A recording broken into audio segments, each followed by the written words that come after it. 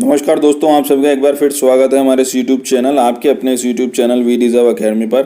और आज अपन 310 का जो कल पेपर हुआ है उसके आंसर की के लिए डिस्कशन के लिए मिल रहे हैं। वैसे आंसर की मैंने कल कम्युनिटी सेक्शन के पोस्ट में भी डाल दी थी, कई लोगों ने देख ली होगी, कई लोग नहीं देख पाए। तो जो नहीं देख पाए हैं उनके लिए ये आंसर की का वीडियो लेकर आ रहा हूँ, और साथ में अपन डिस्कशन भी करते जाएंगे कि किस क्वेश्चन में क्या आंसर होना चाहिए, क्योंकि कन्फ्यूजन नहीं रहना चाहिए। कुछ लोगों ने, कुछ अच्छे बच्चों ने ये भी कमेंट किया कि सर को नहीं मिले होंगे। एक्चुअली क्या है, कल थोड़ा ज़्यादा बिजी था किसी और काम में, तो ये वीडियो अपलोड नहीं हो पाया आप लोगों के लिए। आज ये आप लोगों के सामने प्रस्तुत है। ठीक है, पहला क्वेश्चन क्या कह रहा है कि अधिकतम मांग शुल्क किस पर आधारित होता है? Maximum demand. बेसिकली इसका आंसर होगा अपना केवीए, क्योंकि केवीए के आधार पर अपनी डिमांड डिसाइड होती है। वैसे तो आपके घरों में जो मीटर लग रहा है वो आपको पता होगा, कोई 1 किलोवाट का कनेक्शन होता है, कोई 3 किलोवाट का कनेक्शन होता है। पर जो इंडस्ट्रीज़ और कमर्शियल मीटरिंग होती है उसमें केवीए को डिमांड कनेक्शन कहा जाता है कि कितने केवीए का कनेक्शन है। ट्रांसफार्मर की रेटिंग केवीए में बताई जाती है, तो इसलिए मैक्सिमम डिमांड चार्जेस जो हैं वो किस पर बेसिस होते हैं? केवीए पर। इंटीग्रेटेड एनर्जी पॉलिसी में किस बात को नहीं कहा गया है? तो ये इसका आंसर एक्चुअली अब डाटाबेस क्वेश्चन है, तो इंटीग्रेटेड पॉलिसी में प्राइसिंग ऑफ एनर्जी की कंसिस्टेंसी हो, इसके बारे में बात नहीं कही गई है। पर आप ये चीज़ सर्च नहीं कर पाएंगे नेट पे, आपको ये चीज़ें सर्च करनी होगी कि इंटीग्रेटेड एनर्जी पॉलिसी में क्या है। तो आपको बी सी डी तीनों मिल जाएंगे, ए नहीं मिलेगा, तो ए अपना आंसर हो जाएगा। निम्नलिखित में से कौन सा ऊर्जा प्रबंधन प्रणाली के लिए एक मानक है? एनर्जी मैनेजमेंट सिस्टम का एक स्टैंडर्ड है। ISO 901 जो है ये क्वालिटी मैनेजमेंट का होता है। ISO 50001 ये अपना एनर्जी मैनेजमेंट वाला होता है, तो आंसर हो जाएगा डी। ठीक है, नेक्स्ट क्वेश्चन है अपना चौथा वाला। Energy is consumed by all sectors, which sector is the largest consumer? कौन सा सेक्टर लार्जेस्ट कंज्यूमर है? इसका आंसर है इंडस्ट्रियल।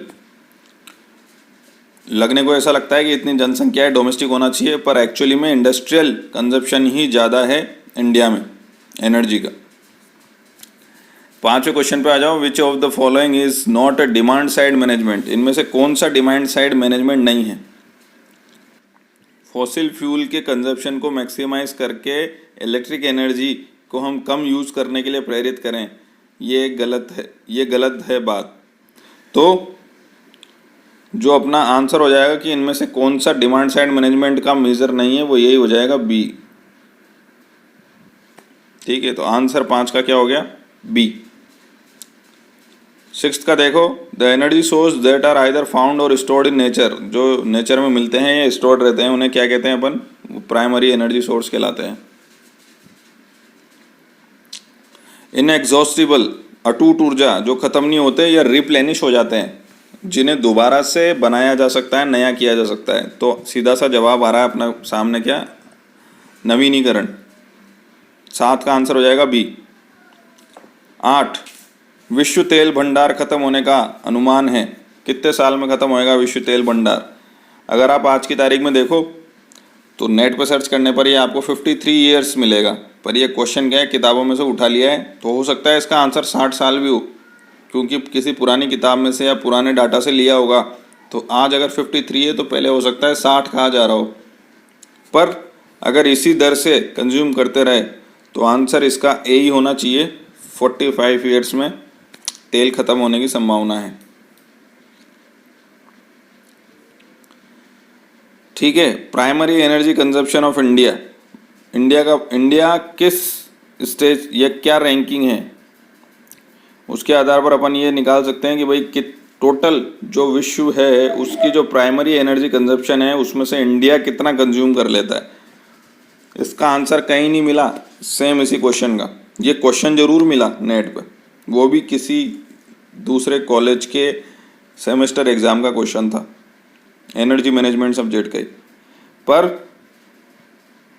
आप अगर total primary energy consumption of world निकालेंगे और फिर इंडिया का निकालेंगे और दोनों को डिवाइड करेंगे तो आपको आंसर ये मिलेगा 1/16। पूरे वर्ल्ड के प्राइमरी एनर्जी कंजप्शन में से 1/16 इंडिया कंज्यूम कर लेता है। ठीक है, आगे बढ़ते हैं।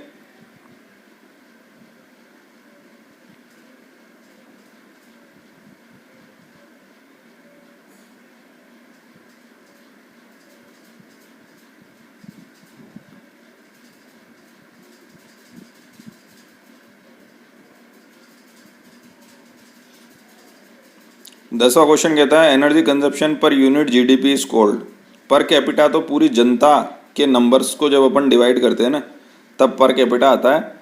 यहाँ पर यूनिट जीडीपी की बात हो रही है कि एक यूनिट जीडीपी बढ़ाने के लिए कितना एनर्जी कंजप्शन हुआ, उसको कहते हैं energy intensity. Energy from gravitational field is energy obtained from.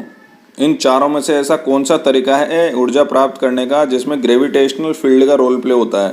तो ये जो ज्वार भाटा आता है इसमें गुरुत्वाकर्षण का और चंद्रमा के गुरुत्वाकर्षण का असर होता है, इसलिए हाई टाइड्स एनर्जी जो है इसको अपन बोल सकते हैं आंसर डी को, यह आंसर है। लक्स मीटर कहाँ यूज होता है? तो लक्स मीटर अपने इल्यूमिनेशन लेवल को मेजर करने के काम आता है, तो आंसर हो जाएगा ए। उन definition of energy audit as per energy conservation act. Energy conservation act पर बहुत क्वेश्चन आए इस बार। तो एनर्जी कंजर्वेशन एक्ट के अनुसार एनर्जी ऑडिट क्या होती है, क्या नहीं होती है, इनमें से क्या नहीं होगा? अच्छा क्वेश्चन, अच्छा पेपर बनाया इस बार 310 का।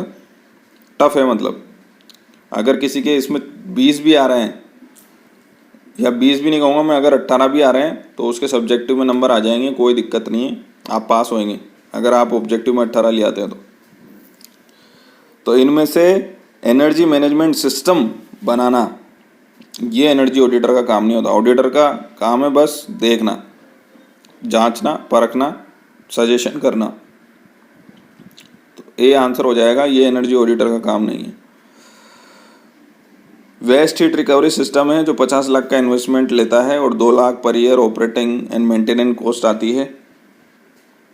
अगर एनुअल सेविंग 22 लाख है तो पेबैक पीरियड कितने साल में पैसा वापस निकलने लग जाएगा? तो इसका सिंपल सा फॉर्मूला है, क्या करना था आपको, 50 + 2x = 22x। ऐसा क्यों किया मैंने? क्योंकि 50 लाख लग चुके प्लस जितने साल अपन पेबैक पीरियड के गिनेंगे उतने साल 2-2 लाख रुपए लगते रहेंगे मेंटेनेंस के। पर अगर मान लो जिस पॉइंट पर ये बराबर हो जाता है, क्योंकि 22 लाख सेविंग भी हो रही है ना, तो x क्या हो गया अपना, x वो साल हो गए जिसमें पैसा वापस रिटर्न मिलने लग जाएगा, या x को आप पेबैक पीरियड बोल सकते हो। ठीक है, तो इससे जब आप x निकालोगे, ये इक्वेशन समझ में आ गई होगी आप लोगों को। बेसिकली मैंने क्या किया है, कितना पैसा बच रहा है बराबर कर दिया कितना पैसा लग रहा है। 50 लाख लग चुका प्लस 2 लाख हर साल लगता है मेंटेनेंस में, तो मान लो अगर 1.5 साल भी लगा तो x की जगह 1.5 आ जाएगा।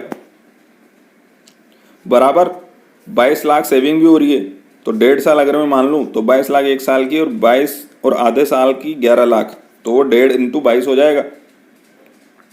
ठीक है ना, तो इससे जो अपना x आएगा आंसर हो जाएगा 2.5 साल, बी आंसर हो जाएगा इसका। ठीक है, आगे बढ़ते हैं, 15वें क्वेश्चन की तरफ बढ़ते हैं। 15वां क्वेश्चन क्या कह रहा है कि if power consumed by an air conditioner compressor is 1.7 kilowatt per ton refrigeration, तो उसकी एनर्जी एफिशिएंसी रेशियो वाट पर वाट क्या होगा? तो 1 टन बराबर होता है 3.5 किलोवाट। तो आपको करना क्या है, वाट पर वाट निकालना है। तो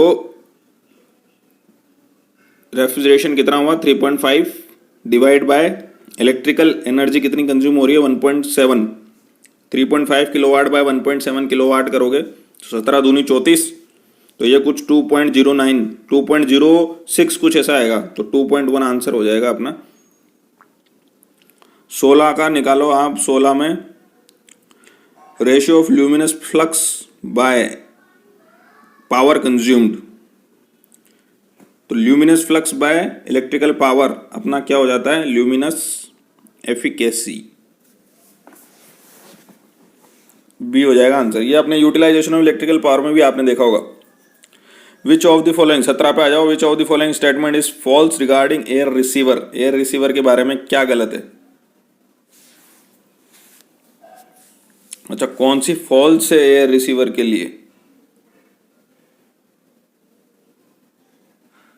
तो इसका आंसर तो बी होगा बिल्कुल। ये कल रात को जो मैंने की डाली है उसमें शायद मैंने डी लिख रखा है, पर ये फॉल्स पूछ रहा है अपन से, कौन सी गलत है, तो बी इसका आंसर होगा।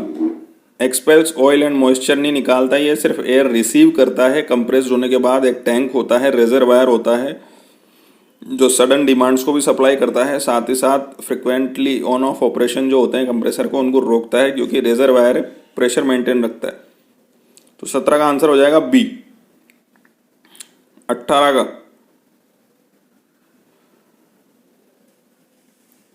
एक बिल्डिंग है जिसको कमर्शियल पर्पस के लिए यूज करना है, एनर्जी कंजर्वेशन बिल्डिंग कोड को वो फॉलो करती है, तो उसके अनुसार कनेक्टेड लोड कितना होना चाहिए उसका, 100 किलोवाट इसका आंसर है। आप नेट पर सर्च कर सकते हैं, आसानी से मिल जाएगा। ठीक है, आइए आगे बढ़ते हैं। 19वां क्वेश्चन, एनर्जी कंजर्वेशन एक्ट के अनुसार डेजिग्नेटेड कंज्यूमर को किससे एनर्जी ऑडिट करानी जरूरी है। तो देखो इसमें कंफ्यूजन है, सर्टिफाइड एनर्जी ऑडिटर और एक्रेडिटेड एनर्जी ऑडिटर, प्रमाणित ऊर्जा लेखा परीक्षक या मान्यता प्राप्त ऊर्जा लेखा परीक्षक। तो जो अपने बीईई की साइट पर आप देखोगे तो जो एग्जाम होता है वो एनर्जी ऑडिटर सर्टिफिकेट के लिए होता है, यानी वो सभी एनर्जी ऑडिटर सर्टिफाइड होते हैं। ठीक है ना, तो इसका आंसर अब बी भी हो सकता है, सी भी हो सकता है, वहां दोनों शब्दों को एक दूसरे के पर्यायवाची के रूप में लिया जाता है, पर अगर उसके हिसाब से चले बी के हिसाब से, तो आंसर होगा इसका क्या, 19 का बी। बी की फुल फॉर्म क्या है, ब्यूरो ऑफ एनर्जी एफिशिएंसी, जिसकी मैं भी बात कर रहा था, आंसर है बी। एनर्जी कंजर्वेशन एक्ट के सैलिएंट फीचर्स क्या हैं, क्या क्या उसकी खासियत है, तो आप सर्च करेंगे गूगल पे आपको मिल जाएगा। एनर्जी कंजर्वेशन बिल्डिंग कोड एक अलग है, ईसीबीसी, जो भी अपन ने पिछले क्वेश्चंस में देखा है, 18वें क्वेश्चन में जो अपन ने देखा था 100 किलोवाट का लोड होना चाहिए, तो ईसीबीसी एक अलग से ही कोड है। तो एनर्जी कंजर्वेशन एक्ट अलग है और ईसीबीसी अलग है, तो बी ऑप्शन नहीं है साइलेंट फीचर में, ए और सी दोनों हैं, तो आंसर हो जाएगा डी। ट्रांसमिशन एफिशिएंसी को इम्प्रूव करने के लिए क्या किया जाना चाहिए। तो ट्रांसमिशन एफिशिएंसी कब इम्प्रूव होएगी, जब उसमें लॉसेस कम होंगे। किसी भी ट्रांसमिशन लाइन में अगर लॉसेस कम होंगे तो एफिशिएंसी इंप्रूव हो जाएगी। लॉसेस कब कम होंगे, जब पावर फैक्टर भी इंक्रीज किया जाए और वोल्टेज भी इंक्रीज किया जाए। ये जाहिर सी बात है कि वोल्टेज को रेटेड वोल्टेज से ऊपर नहीं ले जा सकते, पावर फैक्टर को 1 से ज़्यादा नहीं बना सकते, तो 1 इसकी मैक्सिमम लिमिट है और जो भी वोल्टेज रेटिंग है वो मैक्सिमम लिमिट है। पर जितना ज़्यादा आप इंक्रीज करेंगे, जितना ज़्यादा 1 के पास ले जाएंगे लॉसेस घटेंगे, जितना हायर वोल्टेज पर ट्रांसमिट करेंगे लॉसेस घटेंगे, एफिशिएंसी बढ़ेगी। तो आंसर हो जाएगा अपना क्या, B. Which of the following is not a greenhouse gas, इनमें से कौन सी ग्रीन हाउस गैस नहीं है। तो मैं आपको बता दूं ये चारों ही ग्रीन हाउस गैसेज हैं, पर इनमें से SO2 ऐसी गैस है जो इनडायरेक्ट ग्रीन हाउस गैस है, डायरेक्ट ग्रीन हाउस गैस नहीं है। CFC, PFC, SF6 direct green house gases हैं, मैन मेड। कुछ गैसेज होती हैं जो प्राकृतिक ग्रीन हाउस गैसेज हैं, जैसे है ओजोन हुई, कार्बन डाइऑक्साइड हुई, नाइट्रस ऑक्साइड हुई। पर कुछ गैसेज हैं जो मैन मेड हैं, जैसे क्लोरोफ्लोरोकार्बन, परफ्लोरोकार्बन, PFC, SF6, ये मैन मेड है पर ग्रीन हाउस गैसेज हैं ये भी। SO2 भी एक ग्रीन हाउस गैस है पर इनडायरेक्ट है, ये किसी और गैस का उत्सर्जन करेगी रिएक्शन करने के बाद, तब वो ग्रीन हाउस गैस का काम करेगी, तो SO2 को भी ग्रीन हाउस गैस बोल दिया जाता है। पर यहाँ पर अपना आंसर यही हो जाएगा बी, क्योंकि इन चारों में सबसे अलग इसका ही फीचर है। ठीक है, नेक्स्ट बढ़ते हैं 24वें क्वेश्चन की तरफ। 24वां क्वेश्चन कह रहा है विच of the following statement is not correct global warming के लिए। तो आइस कैप्स मेल्ट होंगे, सी लेवल बढ़ जाएगा, क्लाइमेट पैटर्न्स में भी चेंज होंगे, ओजोन लेयर में ग्लोबल वार्मिंग की वजह से इफेक्ट बहुत नेग्लिजिबल पड़ता है।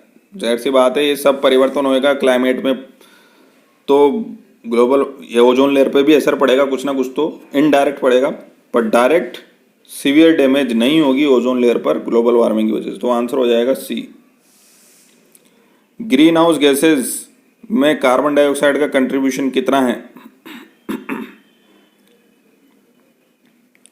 तो ग्रीन हाउस गैसेज में कार्बन डाइऑक्साइड का कंट्रीब्यूशन कुछ 23% बैठता है। अगर आप एग्जैक्ट डाटा देखेंगे तो ये 20%, 20.9 या 21.9% कुछ आता है। तो इसमें नियरेस्ट ऑप्शन यही था 23%। तो आंसर हो जाएगा 25 का ए। ओजोन डिप्लेशन प्रोसेस किसकी वजह से होता है? इनमें से कार्बन डाइऑक्साइड, क्लोरीन एटम्स, सिर्फ क्लोरीन एटम्स डिस्ट्रॉय नहीं करते हैं, क्लोरोफ्लोरोकार्बन CFC और PFC डिस्ट्रॉय करते हैं, डिप्लीट करते हैं, ओजोन को नुकसान पहुंचाते हैं। तो आंसर हो जाएगा डी। ईंधन के दहन से निम्नलिखित घटकों के उत्सर्जन के कारण अम्लीय वर्षा होती है। किन की वजह से होती है? तो जैसा कि अपन ने अभी डिस्कस भी किया था इंपोर्टेंट में, सल्फर की ऑक्साइड्स और नाइट्रस की ऑक्साइड रिलीज होती हैं, फिर वो H2SO4 और HNO3 H2SO3 बनाती है। तो आंसर हो जाएगा ए 27 का।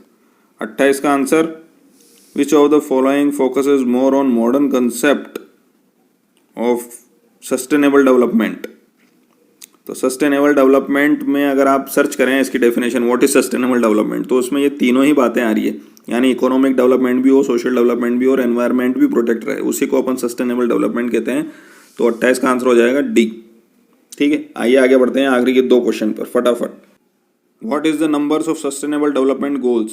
कितने हैं sustainable development goals United Nations के द्वारा जो बताए गए हैं? आप सर्च करोगे तो इसकी साइट पर मिल जाएगा आपको। सस्टेनेबल डेवलपमेंट गोल्स हैं यूनाइटेड नेशन की साइट्स पर साफ साफ दिया हुआ है, 17 हैं। When consumption of natural resources equal to nature's ability to replenish, then sustainability is, क्या कहलाएगी वो सस्टेनेबिलिटी? पर्यावरण की दृष्टि से टिकाऊ, एनवायरमेंटली सस्टेनेबल। 30 का आंसर हो जाएगा सी। ठीक है, तो ये अपनी 310 की आंसर की होगी।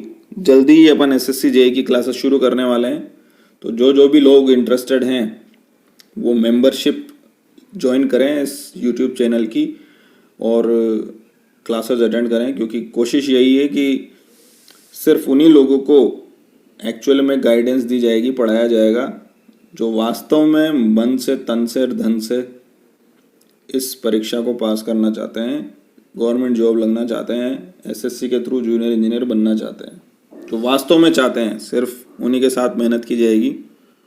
ठीक है, तो मेंबरशिप जल्दी रिलीज होने वाली है, आप चैनल की मेंबरशिप ज्वाइन करें और live classes, videos, objectives, tests, objectives के डिस्कशंस, इन सब का लाभ उठाएं। ठीक है, बहुत बहुत धन्यवाद। देखते रहिए, सीखते रहिए और लगातार प्रैक्टिस करते रहिए ओनली विद वीडिज़ अकेडमी। जय हिंद, जय भारत, वंदे मातरम।